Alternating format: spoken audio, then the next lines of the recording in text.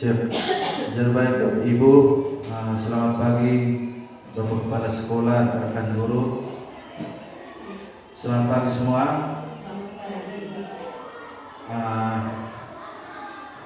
Yang saya hormati Bapak Kepala Sekolah, yang saya hormati rekan-rekan guru, pendidik maupun tenaga pendidikan.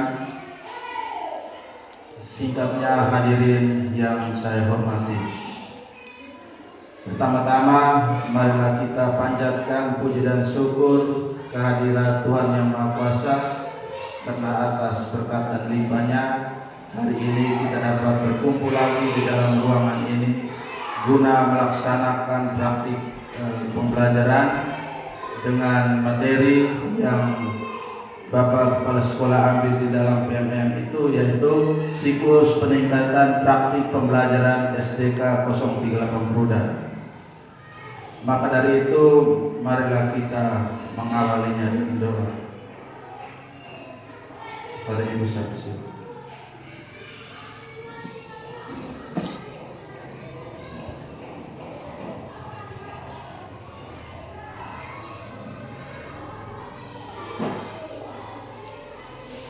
Bapak dan Guru, marilah kita siapkan hati dan batin kita, meninggalkan segala kesibukan kita menghadap Tuhan dalam doa. Kita awali doa dengan tanda kemenangan Kristus. Dalam nama Bapa dan Putra dan Roh Kudus. Allah Bapa dalam kerajaan surga, syukur berlimpah kami haturkan untuk pengadilan-Mu atas segala berkat, rahmat, perlindungan-Mu, sehingga Engkau kembali mengumpulkan kami di tempat ini dalam keadaan sehat walafiat. Ya Bapa, sekarang ini kami hendak melakukan kegiatan observasi. Bimbinglah kami, tuntunilah kami, supaya kegiatan kami hari ini berjalan sesuai dengan kehendak-Mu. Semoga dan permohonan ini kami sampaikan kepadamu lewat perantaraan Kristus Tuhan kami. Amin. Dalam nama Bapa dan Putra dan Roh Kudus. Baik, terima kasih kepada Ibu yang sudah membawakan kita dalam doa. Yang berikut acara kegiatan pelaksanaan praktik pembelajaran, indikatornya siklus peningkatan kualitas praktik pembelajaran SDK Pruda. Maka dari itu waktu yang berikut saya berikan kepada Bapak untuk memandu dalam diskusi. Kesempatan saya.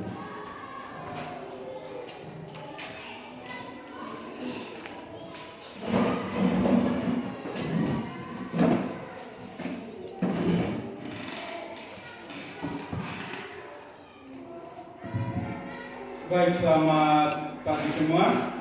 Selamat pagi.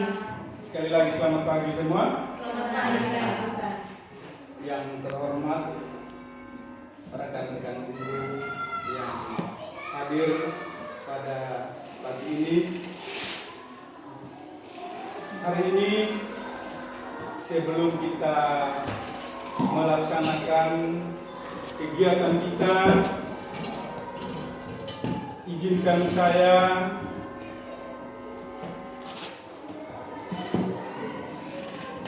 mengajak Bapak Ibu guru semua panjat puji syukur kehadirat Tuhan Yang Maha Kuasa. Hari ini kita berada dalam ruangan ini dalam rangka mau melaksanakan kegiatan praktek pembelajaran di sekolah kita. Maka Bapak Ibu sekalian, mohon kita mengikuti proses kegiatan ini dalam suasana bahagia, dalam suasana yang menyenangkan, dan semua dalam keadaan sehat walafiat. Bapak Ibu guru yang saya hormati, omong tentang kegiatan kita hari ini itu Bapak Ibu guru kita sudah lakukan di kelas kita masing-masing. Di mana hari ini kita akan melaksanakan sebuah kegiatan di mana indikator yang kita pilih adalah siklus peningkatan praktek pembelajaran. Indikator ini yang kita pilih, kita merujuk pada kegiatan kita di sekolah, di mana dilaksanakan oleh anak-anak kita kelas 6, anak-anak kita kelas 5 dalam mengikuti asesmen nasional. Asesmen nasional kita, di mana kegiatan ujian asesmen ini sekolah atau anak kita mengalami penurunan, yaitu hanya 60%. Maka kepada kita semua, bagaimana kita harus meningkatkan proses kegiatan ini? Maka kepada kita semua, kita harus melihat dari beberapa aspek. Yang pertama adalah faktor yang pertama adalah kita guru. Yang kedua adalah media yang kita siapkan. Yang ketiga, metode yang kita siapkan dalam proses pembelajaran. Bagaimana seorang guru menerapkan materi tentang literasi, membaca dan menulis yang benar, supaya anak semangat, antusias dalam melaksanakan proses kegiatan literasi, membaca dan menulis. Yang kedua, anak mampu menghitung operasi bilangan. Anak mampu menghitung operasi bilangan. Nah, di sini nanti kita akan sebentar lihat kegiatan berlangsung. Dalam kegiatan ini saya minta kita mulai buka kegiatan yang pertama.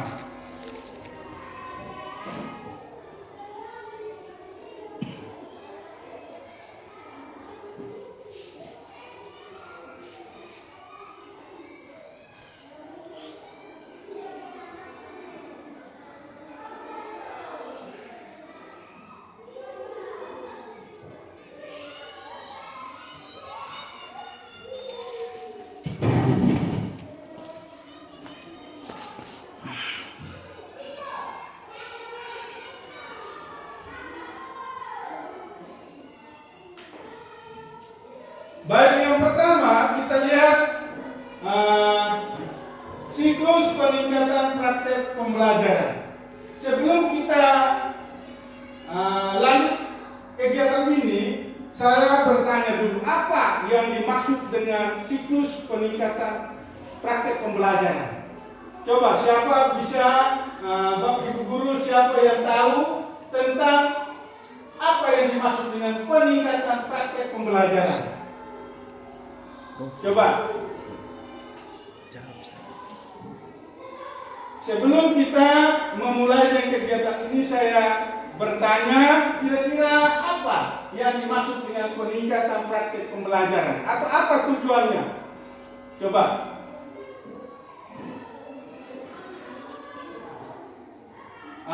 Ibu Sisi. Ya.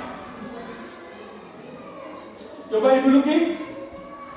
Tujuannya untuk memahami peningkatan praktik pembelajaran di sekolah. Ulang. Tujuannya untuk memahami peningkatan praktik pembelajaran yang ada di sekolah. Ya, tujuannya untuk kita memahami, baik guru maupun siswa memahami untuk meningkatkan pembelajaran kita di sekolah. Baik. siklus peningkatan praktek pembelajaran ini adalah indikator yang kita pilih Bapak Ibu guru di dalam PNN.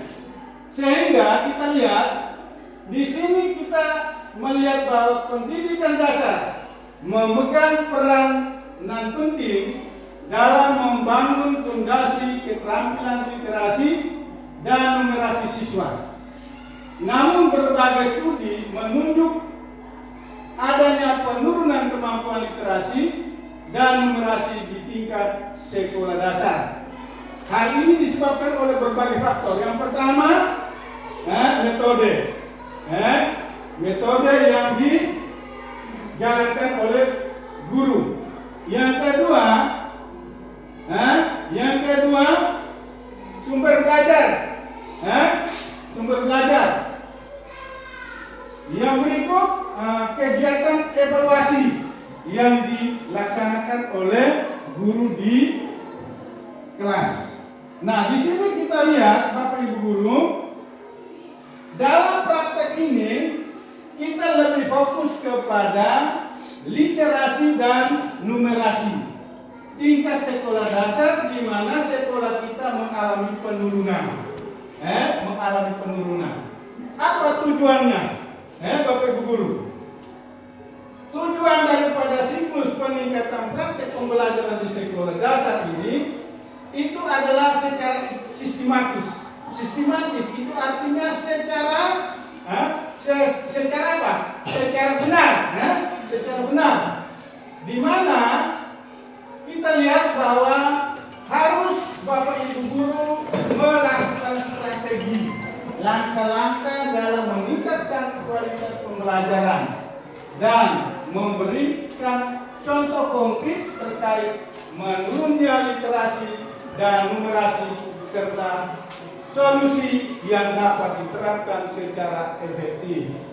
Jadi Bapak Ibu guru, ini adalah tujuan daripada indikator yang kita pilih, yaitu siklus peningkatan praktek pembelajaran. Bagaimana Bapak Ibu guru untuk meningkatkan kualitas pembelajaran ini harus melalui beberapa langkah atau beberapa strategi yang dilakukan oleh Bapak Ibu guru untuk melaksanakan proses pembelajaran ini diterapkan secara efektif.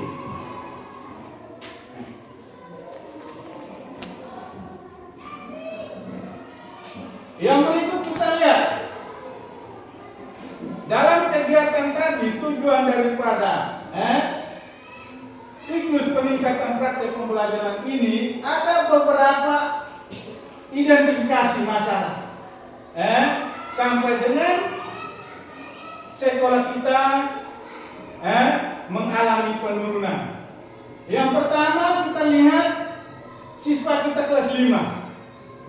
Di sini anak mengalami saat kegiatan asesmen nasional di tahun kemarin, tahun 2024, hanya mencapai 60%. 60%. Di sini kita lihat di sini hasil asesmen nasional 2024 menunjukkan 60% siswa kelas 5 belum mencapai kompetensi minimum dalam literasi. Mereka kesulitan memahami teks naratif sederhana dan hanya 25% yang mampu mengidentifikasi ide pokok dan teks dari teks informatif. Coba Bapak Ibu guru, siapa tahu apa yang dimaksud dengan teks naratif? Ya, coba. Teks naratif itu apa? Ya. Coba.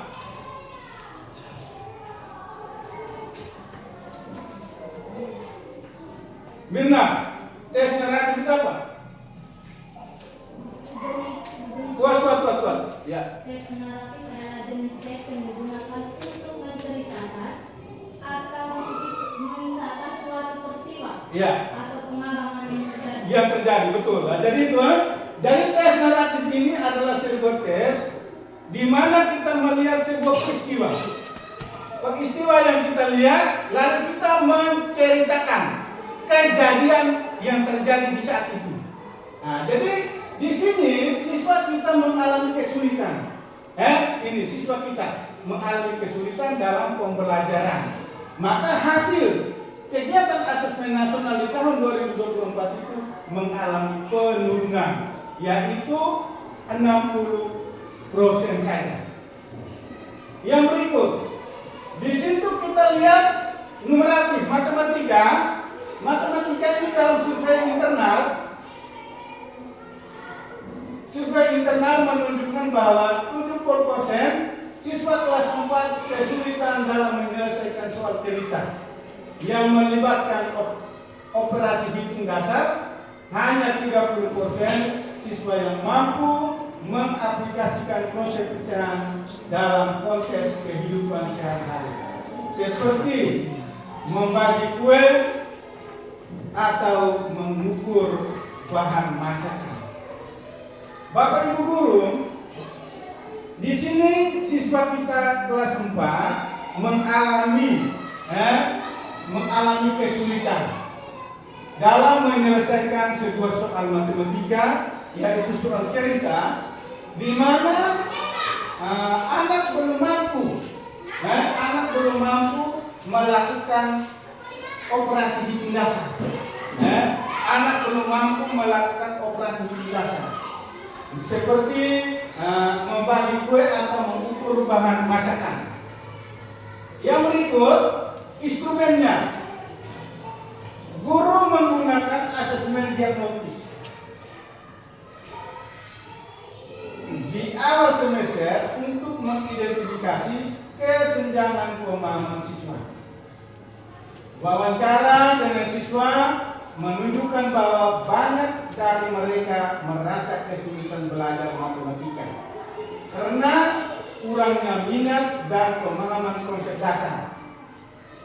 Observasi kelas mengungkapkan bahwa metode pengajaran masih didominasi oleh ceramah dan kurang interaksi.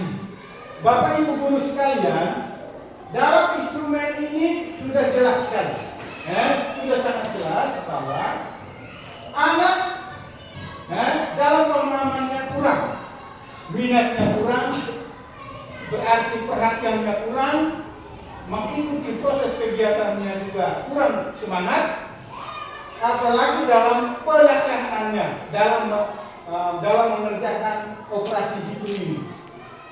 Sehingga dalam pengamatan ini, guru di kelas harus banyak menggunakan metode pengajaran, atau orang bilang variasikan metode. Jadi jangan kita melaksanakan atau melakukan metode hanya satu arah atau monoton, metode ceramah. Tetapi yang diharapkan di sini adalah supaya anak selalu interaktif terhadap guru dan siswa, maka seorang guru, terlebih guru kelas, harus mampu memberikan variasi dalam hal metode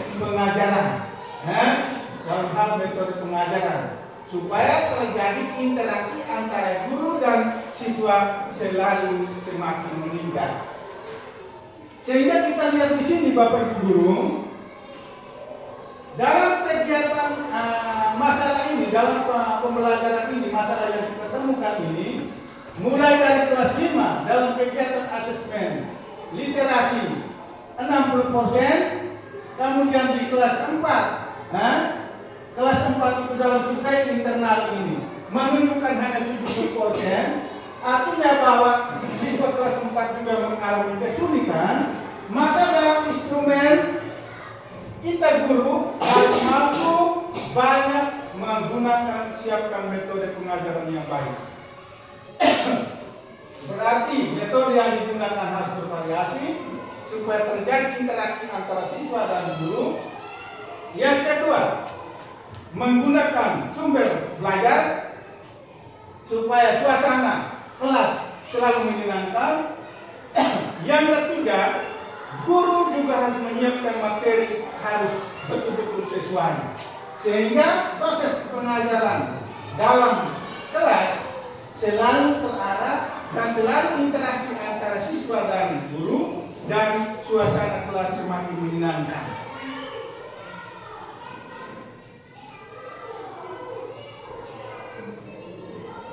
Yang berikut kita lihat di sini, bagaimana strategi yang dilakukan oleh kita guru dalam kelas.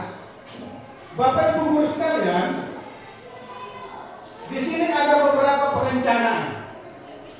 Rencana kita supaya strategi yang kita buat ini dalam pembelajaran itu harus betul-betul kita melaksanakan dengan baik.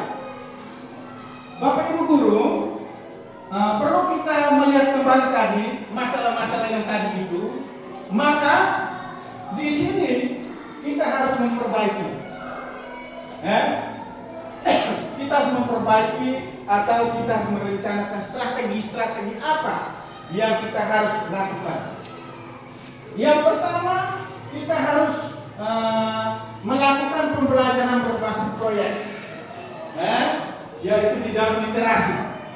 Di sini siswa kelas 5 diberi tugas membaca tes informatif tentang daur hidup kupu-kupu, kemudian membuat infografis sederhana yang menjelaskan proses tersebut.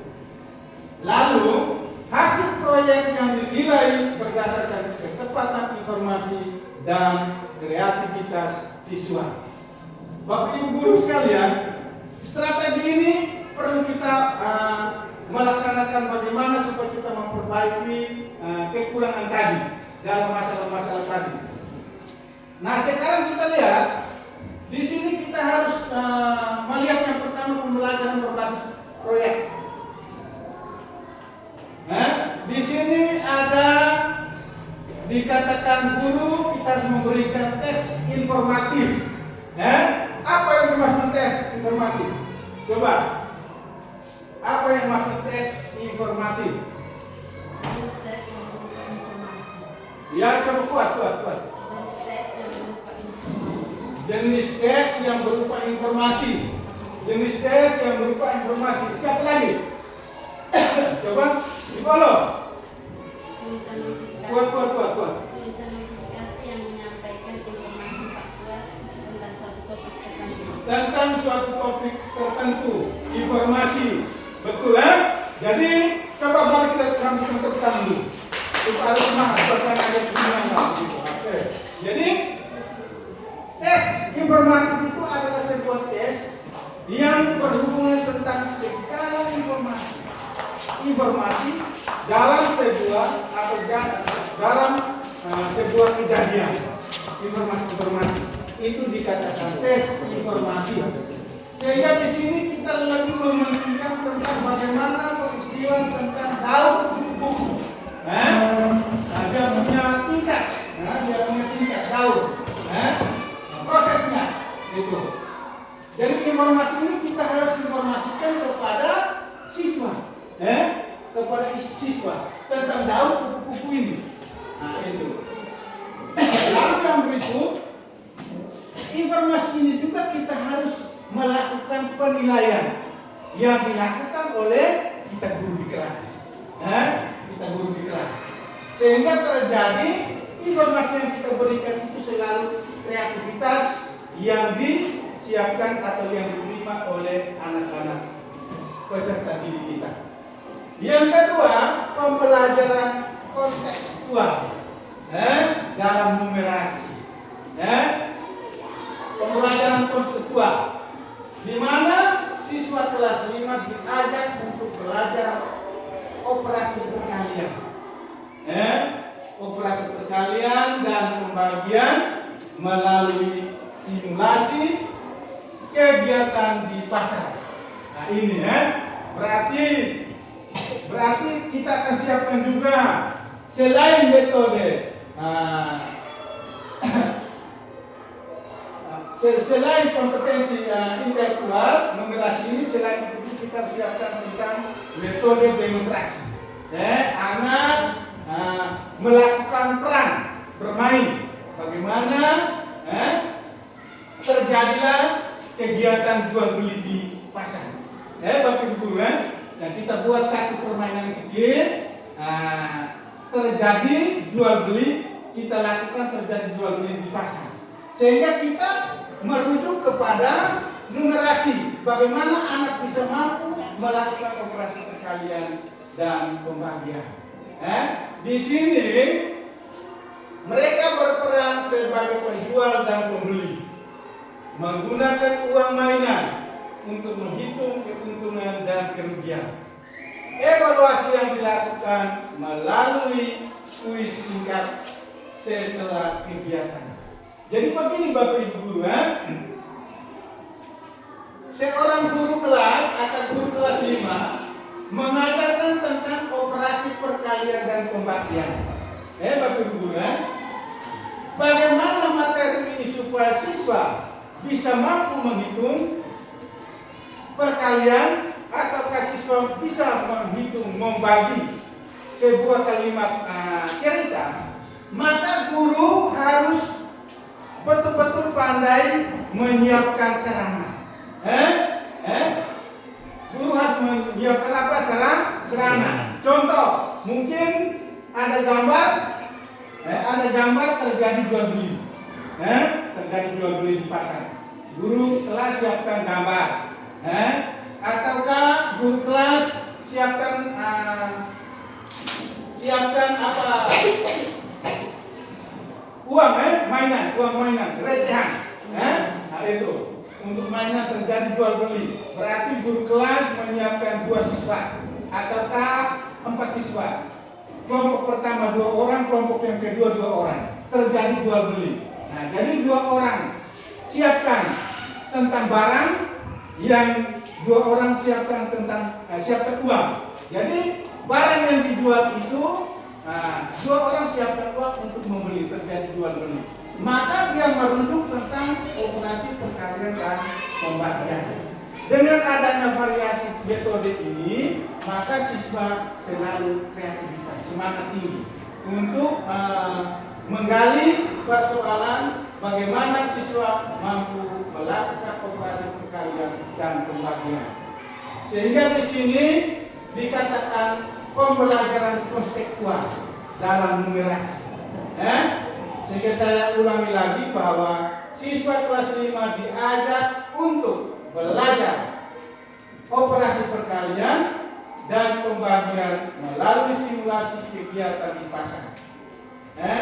Mereka bermain peran terjadi jual beli antara pembeli dan penjual dengan menggunakan uang mainan untuk menghitung keuntungan dan kerugian dalam proses evaluasi di mana terjadi jual beli di pasar. Itu guru kelas menggunakan metode demonstrasi, juga metode apa lagi? Selain metode demonstrasi ada metode apa lagi? Selain demonstrasi ada metode apa lagi? Banyak metode. Jadi kita selain metode demonstrasi, metode apa lagi? Metode diskusi, metode apa lagi? Ceramah, tanya jawab. Jadi begini Bapak Ibu Guru. Jadi ada beberapa metode, setiap kita harus menyiapkan. Maksudnya supaya siswa kita jangan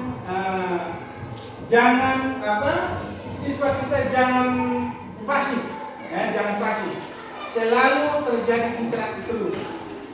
Suasana selalu menyenangkan dalam kelas. Maka seorang guru harus mampu menggunakan berbagai metode. Sehingga dalam pembelajaran kontekstual tentang numerasi, operasi hitung, perkalian dan pembagian ini, siswa mampu untuk melaksanakan dalam meningkatkan proses pembelajaran di kelas. Yang berikut, kegiatan strategi yang ketiga adalah latihan guru. Bapak Ibu Guru sekalian, seorang guru mampu selain dia belajar mandiri, memberikan pelatihan-pelatihan. Jadi supaya guru itu mampu mengajar dengan baik, selain dia belajar mandiri di rumah, tetapi guru juga harus mampu melakukan pelatihan-pelatihan, kegiatan-kegiatan lain. Guru kelas 5 diberi pelatihan intensif selama 3 hari tentang penerapan metode pembelajaran aktif dalam pembelajaran literasi dan numerasi. Keberhasilan pelatihan diukur melalui observasi kelas dan peningkatan hasil belajar siswa pada ulangan harian. Jadi Bapak Ibu guru sekalian, ini ada 3 perencanaan strategi perbaikan. Strategi perbaikan ini melihat dari masalah yang dialami di sekolah kita dalam kegiatan asesmen di tahun kemarin, tahun 2024. Sehingga strategi ini perlu kita perbaiki.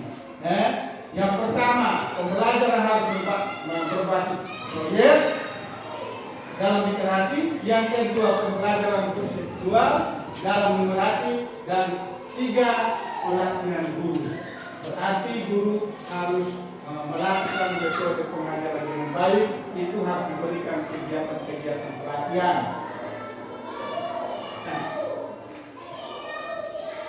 Yang berikut, setelah tadi kita lihat strategi-strategi perbaikan, maka kita mau bagaimana kita mengimplementasikan strategi di kelas. Bapak Ibu guru, strategi yang kita buat, yang kita siapkan oleh guru ada 3 tadi. Lalu kita mengimplementasikan, kita memberikan materi, kita memberikan materi di dalam kelas, implementasikan. Bagaimana seorang guru harus menyiapkan betul? Di sini kita lihat yang pertama, cerita interaktif. Seorang guru harus mampu, selain mampu bercerita, guru juga harus banyak menggunakan referensi, buku cerita-cerita, ya toh. Seperti kalau kita belajar tentang daur hidup kupu-kupu, maka guru harus menyiapkan referensinya berupa buku sumber. Lalu yang berikut juga metode harus bervariasi supaya terjadi interaksi, memberikan implementasi strategi di dalam kelas. Guru menggunakan buku cerita, bergambar dan alat peraga untuk menjelaskan daur hidup kupu-kupu. Diikuti dengan sesi tanya jawab, interaksi untuk menguji pemahaman siswa. Siswa kemudian membuat diagram sederhana untuk merangkum proses tersebut. Jadi begini Bapak Ibu guru sekalian, yang pertama guru harus banyak menggunakan referensi, berarti banyak menggunakan buku sumber. Yang kedua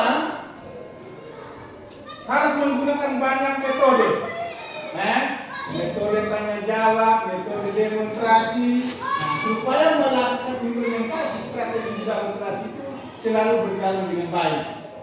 Sehingga di dalam buku cerita yang bergambar tentang alat peraga menjelaskan daur hidup, anak bisa mengikuti proses daur hidup kupu-kupu. Anak bisa menceritakan awalnya sampai dengan terakhir terjadi kupu dewasa. Itu proses daur hidupnya. Sehingga guru harus menyiapkan banyak buku referensi. Di dalam buku itu harus ada gambar-gambar tentang proses daur hidup. Sehingga itu guru memperlihatkan kepada siswa, menjelaskan proses daur hidup itu, lalu guru menggunakan juga metode lain untuk referensi dalam melaksanakan proses pengajaran, di mana terjadi interaksi, interaksi antara guru dan siswa di dalam kelas. Yang kedua, permainan berbasis angka. Seorang guru memberikan implementasi strategis di kelas. Siswa bermain peran sebagai penjual dan pembeli di pasar. Menggunakan uang kertas mainan untuk melakukan transaksi jual beli yang melibatkan operasi perkalian dan pembagian. Guru memberikan tantangan tambahan seperti diskusi dan pajak, diskon dan pajak untuk meningkatkan kompleksitas perhitungan. Jadi begini Bapak Ibu guru, dalam kegiatan bermain dalam berbasis angka ini, itu kita guru kita harus menyiapkan beberapa permainan yang lebih khusus adalah bermain peran tentang penjual dan pembeli ini. Di situ guru harus menyiapkan juga semacam motivasi siswa, ada diskon semangat siswa supaya anak itu bisa belajar terus, mampu melaksanakan proses ini, sehingga bagaimana anak bisa menghitung, melibatkan tentang operasi perkalian, yang berikut operasi pembagian, dalam matematika yang berfokus pada bermain peran sebagai penjual dan pembeli di pasar. Yang berikut pembelajaran diferensiasi. Bapak Ibu guru tahu tidak pembelajaran diferensiasi? Yang coba. Ya, Ibu Mirna. Kuat, saya minta kuat.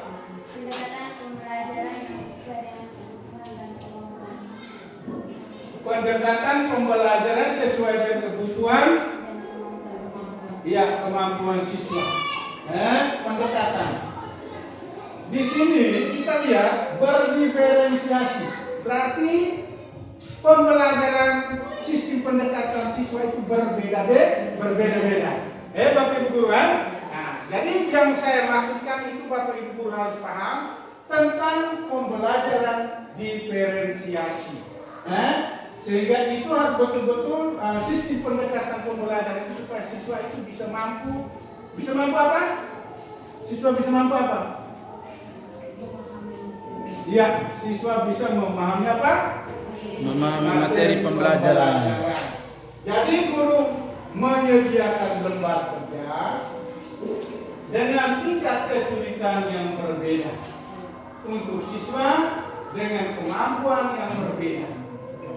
Beberapa siswa mengerjakan soal cerita yang lebih sederhana, sementara yang lain mengerjakan soal yang lebih kompleks dengan angka yang lebih besar dan lebih banyak langkah perhitungan. Jadi itu Bapak Ibu guru. Jadi itu kita mengimplementasikan strategi kita.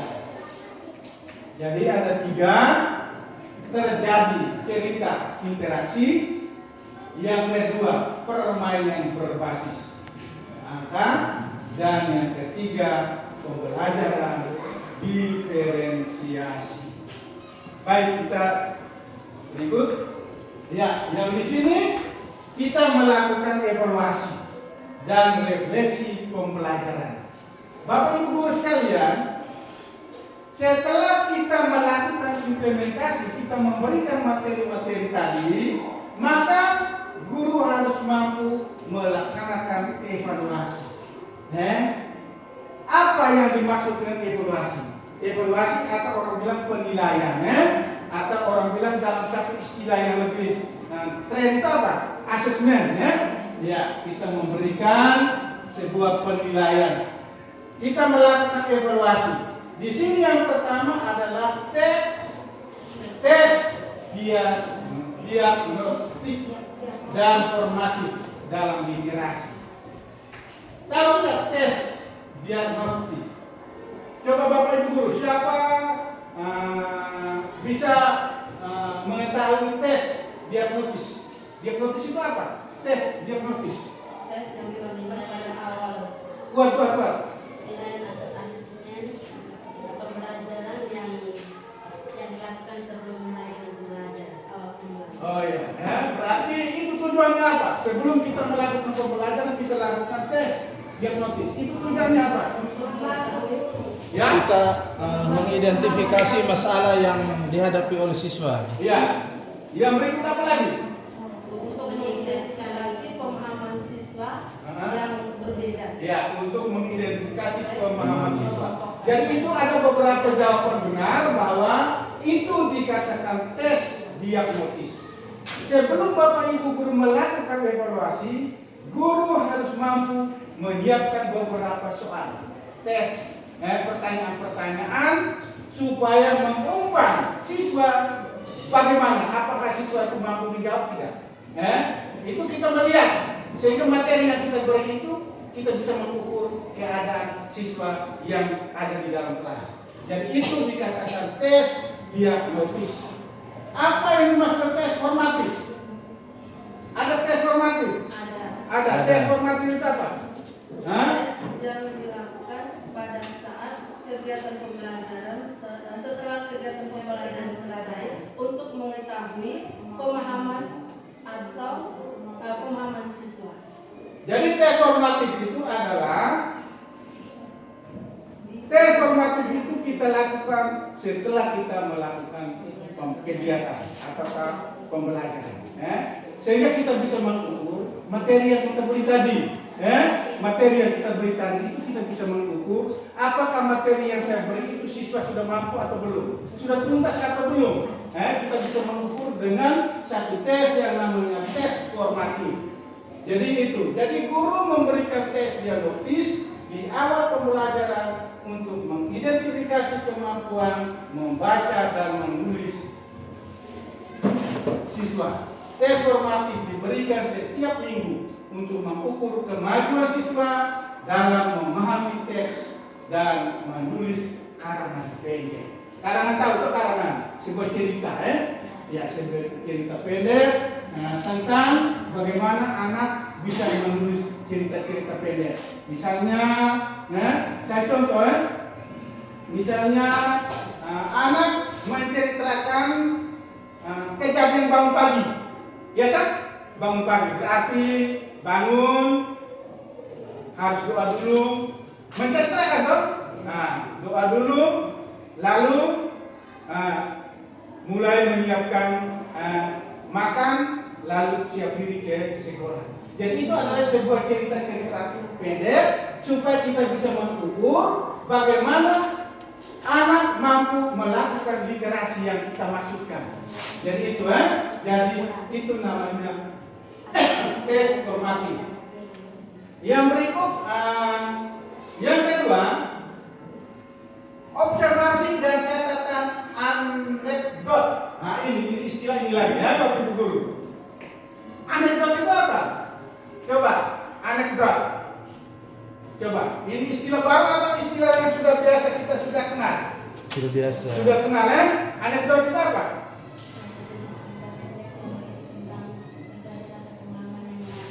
Kuat. Anekdot adalah suatu jenis cerita pendek yang berisi tentang kejadian atau pengalaman yang menarik. Ya, cerita pendek yang berisikan pengalaman yang menarik. Bapak Ibu Guru, jadi itu pengalaman yang menarik. Jadi itu di sini pengalaman itu banyak Pak Ibu Guru. Di sini saya masukkan di sini adalah guru mengamati bagaimana siswa berinteraksi dalam permainan jual beli di pasar. Itu catatan. Anekdot itu mencatat strategi perhitungan yang digunakan siswa dalam kesulitan yang mereka hadapi dalam operasi perkalian dan pembagian. Jadi itu Bapak Ibu Guru. Dan itu observasi dan catatan-catatan anekdot. Jadi observasi terjadi kegiatan, guru melakukan kegiatan, lalu guru membuat catatan-catatan, membuat catatan-catatan yang terjadi di mana yang terjadi itu adalah bagaimana interaksi siswa dalam melakukan permainan jual beli di pasar. Jadi itu jadi ini adalah beberapa evaluasi dan refleksi pembelajaran yang kedua. Yang ketiga, umpan balik dari siswa dan orang tua. Bapak Ibu guru, umpan balik berarti sekolah menyelenggarakan survei singkat, untuk siswa dan untuk orang tua. Berarti bagaimana guru memberikan soal PR, guru memberikan soal apa? PR, guru memberikan soal PR, lalu terjadi interaktif antara orang tua dan siswa di rumah, itu. Lalu terjadi interaktif, berarti di sini sekolah mengadakan survei singkat untuk siswa dan pertemuan dengan orang tua, mengumpulkan masukan-masukan tentang metode pembelajaran yang paling efektif. Umpan balik ini digunakan menyesuaikan strategi-strategi pembelajaran di kelas. Jadi begini Bapak Ibu guru, saya contoh tadi PR, Bapak Ibu guru, nanti dalam pertemuan dengan orang tua, guru akan memaparkan, misalnya saya berikan kepada anak-anak didik kita dalam bentuk soal PR, 1-2 soal. Di situ memberikan gambaran kepada orang tua bahwa di rumah orang tua selalu melihat pekerjaan siswa. Di situ terjadi apa? Interaktif, terjadi interaktif. Sehingga orang tua selalu mengikuti perkembangan anaknya di rumah, di mana melalui soal yang diberikan oleh Bapak Ibu guru, yaitu PR tadi, sehingga suasana di rumah itu anak selalu belajar terarah, sehingga waktu yang ada di rumah juga terarah, terjadi interaksi antara orang tua dan siswa juga pun terarah. Sehingga ini pertemuan dengan orang tua untuk mengumpulkan masukan tentang metode pembelajaran yang paling efektif. Jadi metode-metode itu Bapak Ibu guru siapkan, lalu menyampaikan kepada orang tua. Seperti tugas tadi saya sudah contohkan tugas PR. Itu tugas PR itu dalam bentuk, baik itu dalam bentuk soal matematika, bisa juga dalam bentuk keterampilan kegiatan. Misalnya membuat membuat portofolio, itu. Ataukah membuat senduk dari tempurung, itu. Jadi itu terjadi interaksi terus guru, orang tua dan siswa yang ada di rumah. Sehingga itu proses strategi seorang guru bagaimana memberikan beberapa paparan terhadap kegiatan pembelajaran di kelas, akan menyampaikan kepada Bapak Ibu orang tua. Jadi ini adalah beberapa evaluasi dan refleksi pembelajaran yang kita siapkan di sini. Ada 3 kegiatan. Yang pertama tes dialogis dan formatif dalam literasi. Yang kedua operasi dan catatan anekdot numerasi, dan yang terakhir umpan balik dari siswa dan orang tua. Yang berikut kita lihat, setelah kita melihat ada beberapa kegiatan tadi, maka selain kita sudah laksanakan tentang evaluasi dan evaluasi tadi, yang berikut kita melihat daripada hasil evaluasi itu, kita lihat ketuntasan masing-masing peserta didik. Di sini bagaimana kita memperbaiki keberlanjutan kegiatan kita, perbaikan berkelanjutan. Yang pertama, bagaimana caranya kita menggunakan media visual yang lebih menarik. Di sini coba perhatikan gambar ini. Gambar ini kurang lengkap, Gambar ini kurang lengkap, tetapi yang dimaksudkan di sini adalah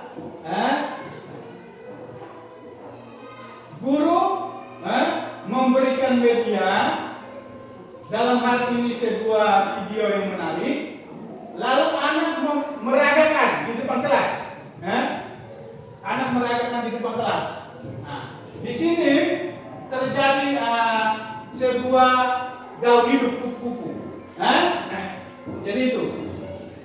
Jadi jika pengguna buku cerita bergambar kurang efektif, guru dapat mencoba menggunakan media visual yang lebih menarik seperti video, animasi atau infografis interaktif yang menampilkan gaul hidup kupu-kupu. Bapak Ibu guru tahu tidak? Ini istilah infografis. Infografis itu tahu tidak? Cerita yang bagaimana infografis? Iya, bervariasi gambar ya. Jadi itu bervariasi gambar. Jadi gambar itu bukan hanya satu, dia bervariasi. Jadi siapkan banyak, ya, supaya anak itu bisa melihat gambar-gambar itu, mereka bisa. Tapi gambar pun harus sesuai dengan materi ya, Bapak Ibu ya. Nah, yang kedua, variasi dalam permainan. Jika permainan jual beli di pasar mulai membosankan, guru dapat memperkenalkan variasi permainan seperti lelang atau simulasi investasi dengan tingkat kesulitan yang berbeda. Bapak Ibu guru mengerti tidak ini? Jika permainan jual beli di pasar mulai membosankan, berarti siswa membosankan toh? Siswa bosan, maka guru harus memperkenalkan kegiatan-kegiatan yang lain bervariasi. Misalnya buat simulasi tentang investasi. Tahu investasi tidak? Tahu toh? Investasi, buat pelelangan. Nah itu, buat pelelangan. Misalnya kita siapkan gambar motor, lalu yang penjual itu dia memberikan tawaran. Nah itu, ya buat pelelangan. Ya. Jadi itu kita guru harus banyak bervariasi supaya anak jangan bosan. Yang ketiga, workshop untuk orang tua. Sekolah menyelenggarakan workshop rutin untuk orang tua tentang cara mendukung pembelajaran matematika di rumah, termasuk memberikan tips praktis tentang cara membantu anak mengerjakan PR dan belajar konsep matematika sehari-hari. Bapak Ibu guru sekalian, tadi saya sudah singgung tentang PR ya, Bapak Ibu guru. Di sini yang dimaksud dengan workshop ini untuk orang tua, Bapak Ibu guru. Tapi kita di sini tidak biasa kita lakukan. Nah itu kita tidak biasa. Tetapi sebetulnya kita harus lakukan. Kita lakukan di sini bukan maksudnya seluruh orang tua lakukan workshop, bukan. Tetapi mungkin kita siapkan ada beberapa orang tua di kelas yang membuat itu adalah guru kelas workshop singkat tentang cara bagaimana proses pembelajaran matematika di rumah.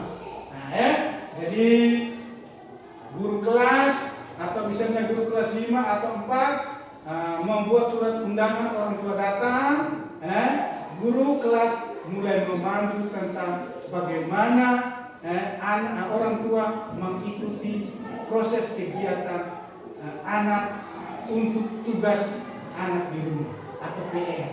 Itu terjadi pelatihan singkat, workshop, itu. Tapi itu sebenarnya kita harus buat, Bapak Ibu guru. Jadi orang tua itu misalnya guru kelas mengundang satu kelas orang tua seluruh datang, itu lebih bagus supaya memberikan paparan workshop singkat tentang bagaimana orang tua mengikuti tugas yang diberikan oleh Bapak Ibu guru di sekolah. Jadi seluruh mata pelajaran baik matematika, IPA, IPS, sehingga orang tua itu mengetahui bahwa ada perhatian khusus antara guru kelas terhadap orang tua. Sehingga workshop ini untuk orang tua. Sekolah menyelenggarakan workshop rutin untuk orang tua tentang cara mendukung pembelajaran matematika di rumah, termasuk memberikan tips praktek tentang cara membantu untuk anak dalam mengerjakan soal PR atau konsep matematika yang lainnya. Jadi Bapak Ibu, Jadi ini adalah beberapa perbaikan berkelanjutan. Ada 3 hal penting dalam penggunaan media visual yang lebih menarik. Baik, kita sambung yang berikut. Yang berikut ini ada beberapa kasus contoh. Di sini kita lihat kasus ini bagaimana. Kita lihat pertama, menurunnya kemampuan membaca pemahaman. Bapak Ibu guru, di sini kita lihat ada masalah, ada solusi. Masalah ini dibuat berdasarkan hasil, berdasarkan hasil asesmen di tahun kemarin. Kita punya anak kelas 5, kegiatan asesmen di tahun kemarin mengalami 60% penurunan. Maka ini adalah sebuah masalah. Bapak Ibu guru, ini adalah sebuah masalah. Nah, masalah ini setelah kita cermati baik-baik, maka kita harus mengambil solusi. Solusi berarti kita mengambil sebuah jalan keluar. Sebuah jalan keluar bagaimana tindakan kita supaya proses masalah yang ada di sekolah kita ini harus lama-lama hilang. Begitu. Berarti semakin tahun itu bukan menurun, tetapi semakin tahun dia punya presentasinya naik. Jadi itu Jadi ini kasus menurunnya kemampuan belajar pemahaman. Yang pertama masalah. Hasil tes geologis menunjukkan 60% siswa kelas 5 kesulitan memahami teks naratif dan informatif yang panjang. Mereka kesulitan mengidentifikasi yang pertama ide pokok, detail penting, dan membuat inferensi sederhana. Jadi begini Bapak Ibu, dalam kegiatan diagnosis, karena kita melihat daripada menurunnya kemampuan membaca pemahaman, maka guru sudah melihat bahwa karena ada masalah, maka guru harus membuat satu teks geologis. Yang guru lakukan ini menunjukkan bahwa siswa mengalami kesulitan banyak, maka guru harus melakukan diagnosis ini.